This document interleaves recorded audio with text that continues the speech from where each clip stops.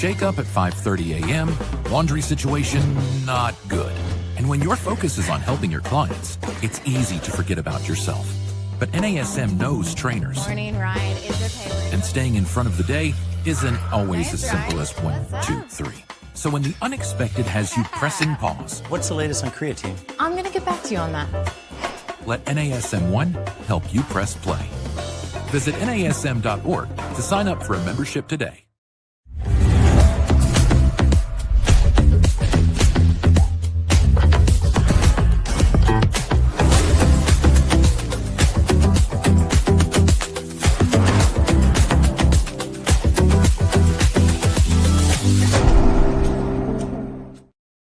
Hello, everyone. Welcome to this edition of the Master Instructor Roundtable. I'm Marty Miller here with dear friend, co-host, fellow Master Instructor, Miss Wendy Batts. Wendy, how's everything going today?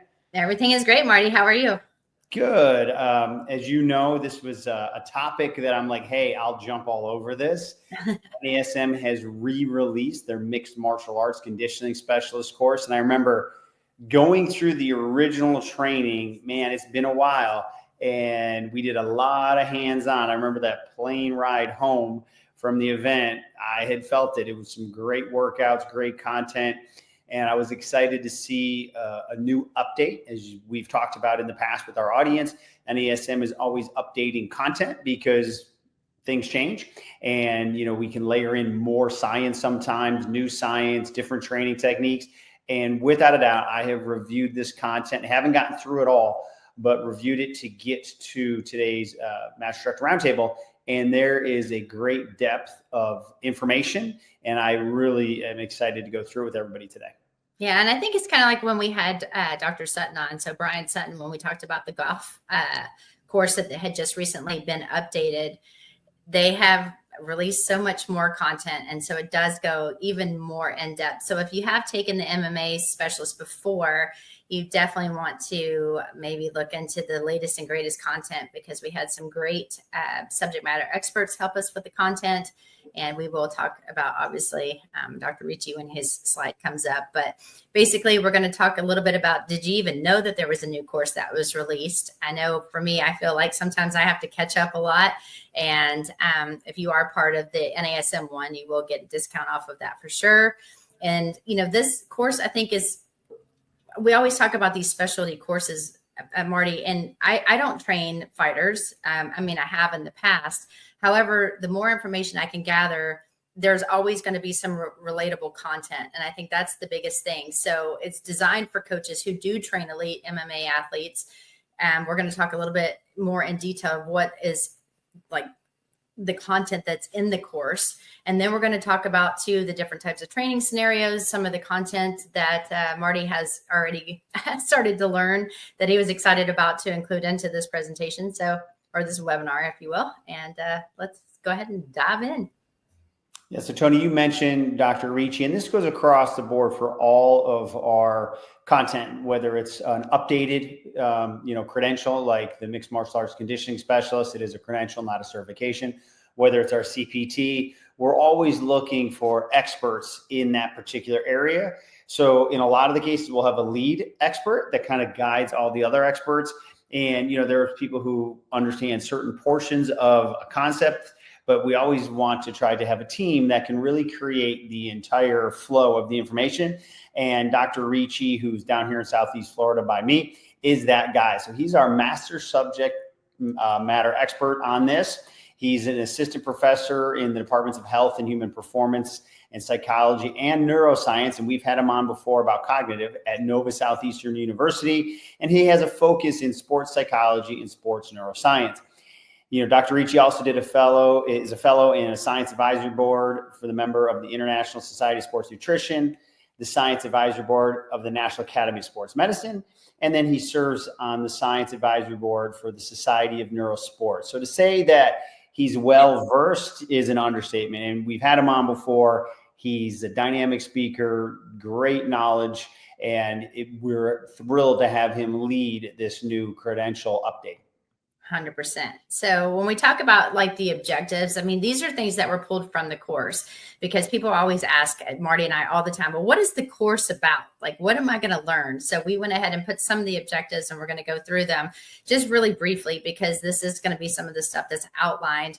But we're going to dive deep into basically the benefits of the MMA inspired conditioning program. So again, inspired, meaning that if you've got different types of athletes that could utilize this concept and this type of training, this is a great course for you to have. Of course, they're going to describe the principles of integrated training. So shocker, utilizing the OPT model, right? Explains concepts and functions of integrated fitness assessments related specifically to MMA fighters. So we get that often. You guys love assessments. So which ones should I do? So this course dives deep into that content. We're going to describe how to apply exercise techniques safely and systematically. So again, progression is always going to be super important, so they're not getting overtrained. And then, of course, how do you develop and cater to MMA conditioning programs for clients and athletes of all abilities and all fitness levels? Because again, even if they're not out there in the octagon and you're not paying to watch them on television, there are a lot of people that love to do this, especially mixing it up in your workout. I think sometimes when you can put on pads and you let your clients go to town and they have really good form, it is such a great workout, and it's a lot of fun because it mixes up the monotony of just lifting weights and doing the day-to-day. Yeah, there's no question. You know, I trained in MMA for years, and when I did it, it was really just something to do for myself as well as for my 3 boys. So they had something that was hard, that wasn't instant gratification. It would take years for them to achieve their black belts, which we all did. But I didn't realize at the time, I ended up making money at that time because I was working in a private country club, training as well as even though I was running it. And a lot of people just wanted to learn to box. Not that they ever wanted me to strike back at them. They wanted to do the mitt drills. And there's some people I could teach to kick, but mitt drills just for conditioning and fun. And I even got into more the cognitive side of things with that senior population with that. And as you know, there's programs out there called Rocksteady that they've done that with Parkinson's. So there's a whole bunch of secondary and tertiary benefits from doing this with your clients outside of what people mostly see in an MMA conditioning program. No, 100%. So some of the other objectives that they cover, of course, they're going to be talking about movement, competency, and the participants program to help decrease chances of injury. Again, guys, you start having people just throw punches for the sake of throwing punches and they don't have really good form. You really can cause a lot of potential injuries and a lot of pain that's unnecessary. So again, learning how to effectively communicate, coach, motivate athletes during training sessions, that's involved in some of the course. Again, basic nutrition and hydration recommendations to optimize health, performance, and weight control, and develop sales and marketing strategies to drive clientele and growth. Of course, everybody wants to make more money. We always want to try to get more clients on the books. And this is a great way to do it. Like I said, it's fun. And we do this with some of our clients who they are never going to be fighters. They have never done it, but they just love doing it. Plus it gets their heart rate up so fast. And so it's just something fun to incorporate. Yeah, when you're in your facility, it will grab attention if you can properly conduct an MMA training session. So as I mentioned before, this is a specialization, just like your corrective exercise, performance enhancement, golf fitness specialization. You do have to pass a test, 70% or higher. It's 100 multiple choice questions. You get your 90 minutes and you get 3 attempts. When you sign up for the course, you have 365 days from the date of purchase to then complete that. You can see, as I mentioned earlier, this course is deep. So some of our courses are more in like that 1.6. This is a 1.9 CEU course. So almost your full 2 years outside your CPR if you take this. And then once you pass the exam, you'll have that MMA CS credential, and that never expires. You don't need continuing education to keep that like you do your CPT. And I think it sometimes gets confusing, guys. Remember, if you have your accredited certification through NASM, so you are a accredited CPT trainer, that is something that you have to renew every 2 years, right? So you have to have the continuing education to do that. If it's one of our specializations, they do not expire. So it's one of those things where you can increase your knowledge, but it's not something like, oh, here's something else that I have to do in order to stay up to date. If you take this course and you really do need to get, like as Marty said, some of your hours, go ahead and take this course. It's so fun. And like I said, it goes into so much detail, but it's different content. And I think that's something that you would see as you go through it. So some of the chapters, again, Marty put this together just so you could kind of see some of the content. Now, again, I'm not going to go through and read everything about recognizing, identifying, examining, and all the different pieces of the chapters, but you can just kind of see the depth that it goes into. I mean, from the start, we've got the introduction to MMA and combat sports. Of course, we're going to talk about the kinematics as well as the kinetics of MMA, principles of the training. So again, familiarizing yourself with general training protocols and how do you adapt that into action. So I think that one is something like a chapter that's going to be extremely interesting. And then of course, the health performance testing. So that's where we're going to go through, analyze the needs of all the MMA athletes, looking at the assessments, establishing a baseline of the values of the information that you've gathered. And then as it goes through, and even if we go to the next slide, just a little bit more of a continuation, you're going to learn what to do with that content and future chapters. So again, there's the flexibility, core, plyo, resistance, cardio, and definitely the program design. So these chapters, I think, it follows the model. It allows you to see that it can be adapted into any sport that you're working with, any athlete. It's just there's going to be tweaks because everyone's going to need something a little bit different. But it all begins, of course, with the assessment to find out what the need is before you start to dive deep into, program design. Yeah. And the reason, it was funny, Wendy called me, she's like, hey, you're putting a lot of content on these slides because we do prep. And I said, Wendy, I think for the first 4, let's just put and show the depth of the detail for any of you that can, are reviewing this. And for those of you that are listening, I highly encourage you always to go back to NASM's YouTube channel and you can put in podcasts or Master Instructor Roundtable because we're always putting out slides and sometimes the visualization will be that thing that kind of connects the dots. Sometimes listening is great. Don't get me wrong, but you'll see, in the 4 chapters that we posted and gave you all the details, imagine that now same depth applied here. And you'll see moving forward, there's even more content that creates this whole mixed martial arts conditioning specialist course. So if we look at the remaining chapters, again, we've got the quality and managing risk injuries. Again, it goes into detail about what our potential injuries could be, and then how you can help manage and to ensure that does not happen. Always the mental performance and coaching strategies. That's a big one. I know Dr. Ricci is super passionate, especially with his neuroscience background. So the information that they provided, I think he did an excellent job. Of course, nutrition, that's always going to be extremely important. We've actually had an MMA nutritionist on when Marty and I were doing some of the other content, and she came on and was talking about just the struggles that she's having because, again, they have to make weight in order to fight in a certain weight class. So that, along with supplementation, and then, of course, business development. Yeah, and if we can pause here for a second, chapter 12 to me, like many of the other chapters, has a broad carryover to every single client you're going to work with, right? So I'll get into more of this as we move forward now, how the MMA specialist course, conditioning specialist, is truly a course for all of you, because we've said this in the past, everybody's an athlete, right? Don't think that your clients aren't athletes. People get confused with abilities, right, versus capacities. All these capacities are there for you to train with all your clients. But mental performance and coaching, yes, Dr. Ricci talks strictly about, his fighters, but there is carryover to the everyday client. So for example, my mom's going through this right now. She's, needs to lose a lot of weight. She's in physical therapy. She's struggling mentally because she allowed herself to get to the point where this is now incredibly difficult.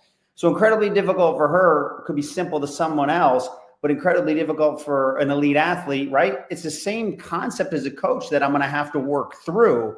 It's just the visual of the difficult looks different. But the way people process difficult is going to be the same. So if you're looking to sharpen your skills, refresh, and get something new, I promise you, and you'll see this moving forward, there's a lot of things that you can take away from this course that you wouldn't see in the CPT, because that's kind of your nuts and bolts baseline for training, that we can get into more detail in a course like this. 100%. And Marty, before we move on, I'm going to go ahead and just say, if you guys are joining us on the Master Instructor Roundtable, I'm Wendy Batts here with my co-host and friend, Dr. Marty Miller, and we're talking about the Mixed Martial Arts Conditioning Specialist. It's a new course that NASM has launched, and this episode of the Master Instructor Roundtable is brought to you by NASM One, the membership for trainers and coaches. Members enjoy unlimited access to hundreds of career resources. Get the Edge app to schedule and program clients, enjoy half off all certifications and specializations, access free CEUs, and more. All of this for just $35 a month. Go to nasm.org/membership to learn more about NASM One. So Marty, why don't you walk us through this? Yeah, and as I was saying before, there's a lot of great things in our CPT. Then there's some really great stuff in PES and CES. But this blends in well with the PES. And as I said, everybody's an athlete. Everybody needs to understand power. So in the MMACS course, Mixed Martial Arts Conditioning Specialist course, they're absolutely going to talk about striking techniques. But, we talked about this even a little bit with golf, that kinematic sequence, how the body's supposed to develop power and torque, how you use the ground reaction forces to elicit power. So this just goes a little more specific to striking, right? So you'll see the puncher on the left using the ground to throw that proper punch. In the center, you see somebody here doing a side kick. I wish I had that flexibility. And how their center of mass changes, right? So that's a different type of dynamic balance that you need. And also when you take on your corrective exercise hat, we know that people are very weak in end ranges of motion. So Wendy, I couldn't tell you how many times I had to do what are called wall drills. You lean on the wall and you're throwing kicks in the hundreds, and your leg, it's harder than any heavy squat ever, because your leg's elevated, the muscle's in a shortened position, and you're trying to pump out kicks. Well, all we're doing is training in an end range of motion, right? And that center of mass has to change. And then also that angular velocity to throw rotational power.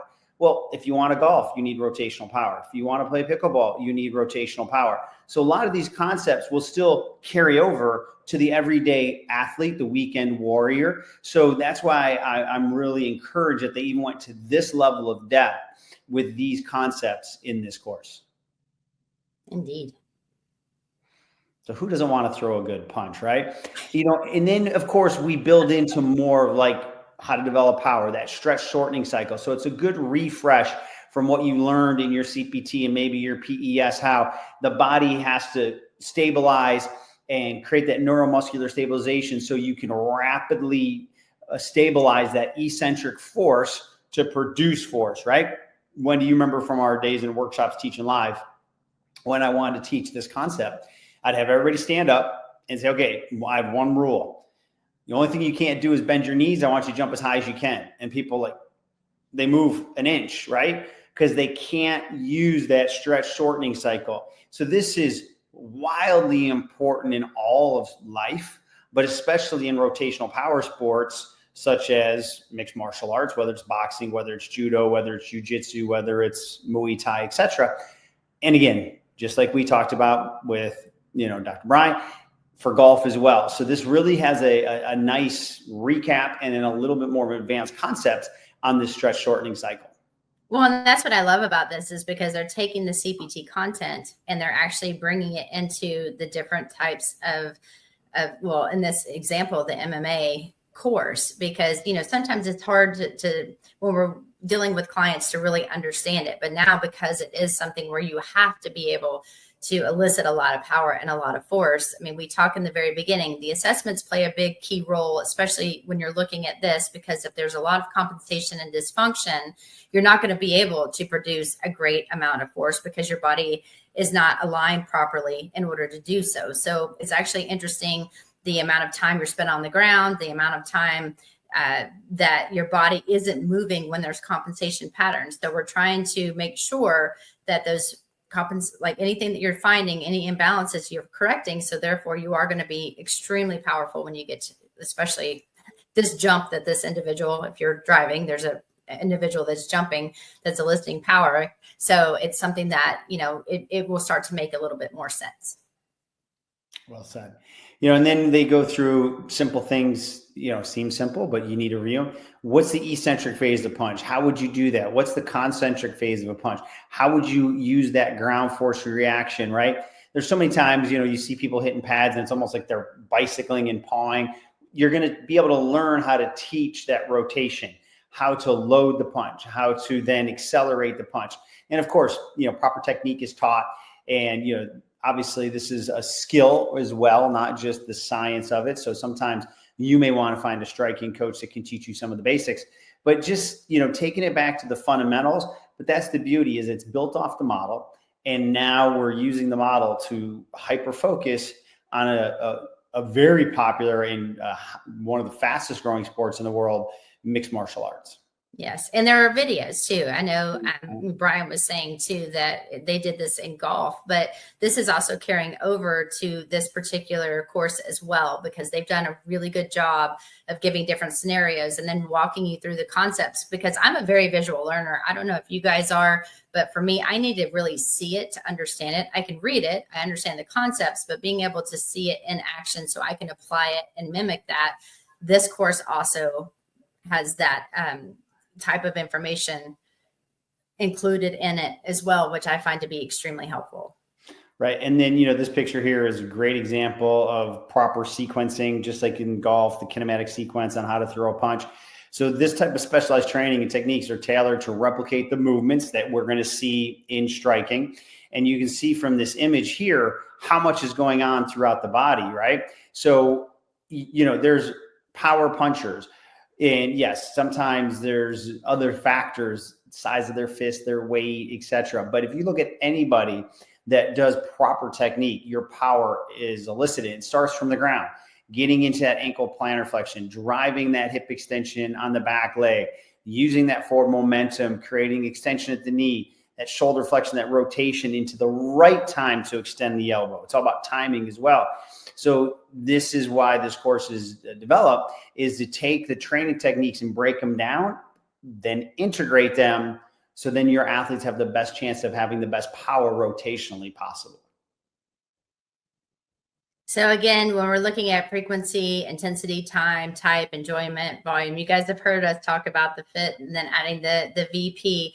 This is going to serve as your foundational guideline. It's going to emphasize the importance of frequency, the intensity, the timing, like Marty just said, making sure everything is done correctly, the type, and it's the enjoyment that's got to be there, volume, and progressing and developing the training programs with all your athletes. It's super important too that it's progressive and, more importantly, systematically progressive when you're designing these programs, and that you don't go and start somewhere that the individual can't, that doesn't have proper alignment. They don't know what they're doing, because that's what sets us up for failure.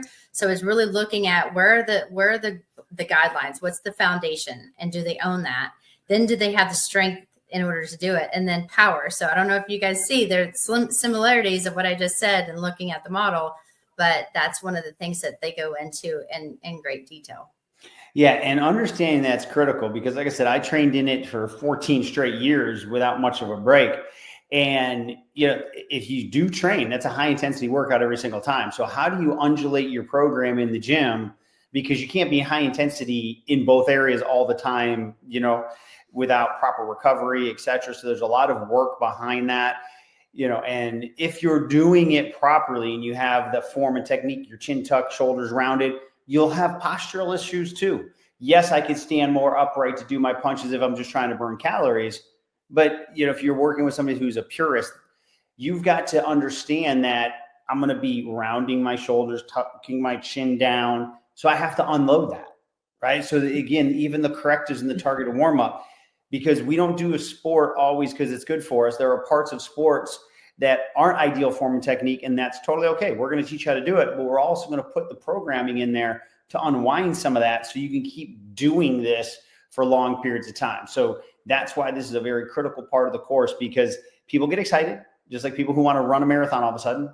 and they just jump into it at the higher intensity, and then they burn out and or get injured. So they've done a great job in this course teaching that volume. And here we go. Wendy, I'll let you talk about here with the deloading. Well, yeah, I mean, I think that, we're looking at the quantifiable measures to help individuals and coaches assess the total load. So as Marty said, think about the demands that are being placed on the body when you're training. And this is going to be vital to ensure optimal results and minimizing the risk in overtraining that Marty just actually said. So when you're looking at it, you've got to think, all right, how many times a week are these individuals coming to see you? Are they truly fighters, and are they going to see different coaches? You've got to take that into consideration. You've got to look at everything as a whole. So then it's also important too to think, okay, you've got to prep for the competition, and then you've got to look at your volume versus your intensity. If you've got a high amount of volume and a high amount of intensity, then that will lead us actually to one of the next slides when we talk about you're going to start to overtrain. So you've got to make sure that when you're going 100% and you're looking at the different phases, how are you going to deload that? How are you going to, Marty just said, if my chin is tucked and my shoulders are rounded, that is a compensation that most people have as they walk through the doors. Well, these fighters, you can see it when you're watching them, even on television, they walk in that way. So if they're not careful, they may be powerful in their sport, but they've got to think about life and then what ends up happening over time if they don't look at those compensation patterns and try to fix it. So that's a big thing when you're looking at this. Yep. It's all about programming. So, then I like this concept, overreaching versus overtraining. So the definition of overtraining or overtraining syndrome refers to a chronic condition arising from excessive training and inadequate recovery. This is very common, leading to a prolonged decrease in performance and physiological function, right? People just, as I said, they do high intensity every day, which means you're not doing high intensity every day. Overreaching is similar to overtraining. It's of a shorter duration and can be considered more acute with less time out of training, right? So overreaching might be, I came in the gym, I went at it a little too hard, but I'm going to back out. Where overtraining, this is what I do. This is my program. 52 weeks a year, I do X, and it's at a high level and they're not undulating. So, overreaching is kind of a short-term duration of that.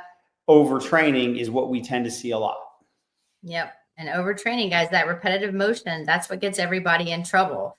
And so when we're looking at it too on a cardiorespiratory side of the game here, I like how you put this on here, Marty. Like, have you ever heard of Goldilocks zone?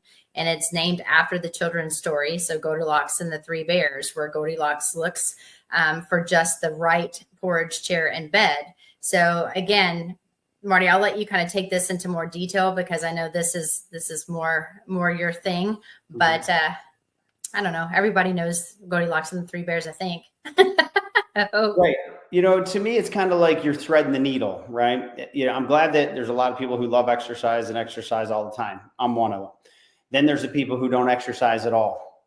Where's that happy medium? So there has been research that shows, right, and you'll see a graph on the right side of the slide here that will kind of give you that Goldilocks or that happy medium of what is appropriate, right? So when you look at the frequency of strenuous exercise, daily at the extreme right starts to bring up your chance of bad outcomes as well. Not quite as none, but the best spot right there is that 2 to 3 times, maybe 4 to 6 times a week based on the individual.